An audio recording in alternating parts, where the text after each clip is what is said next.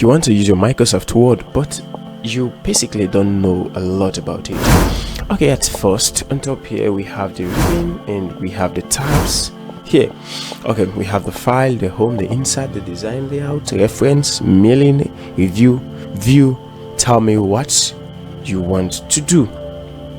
All this here have different functions and their tabs have different uses.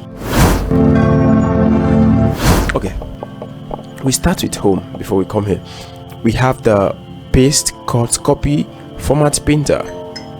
Okay, now the cut has its function. When we say cut, you understand what cut means. We have the copy, which has another function. We have the format painter, which has its own function. Okay, now we have something like this.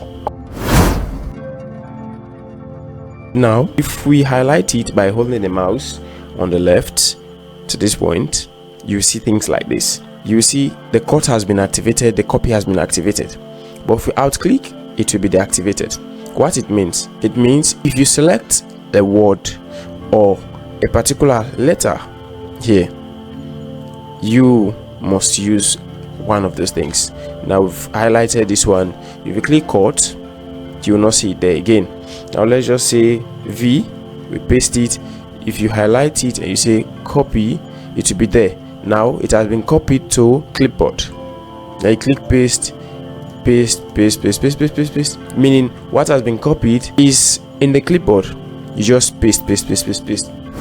Okay, now we transform these ones into red color and we bold them. We add the font size. Fine.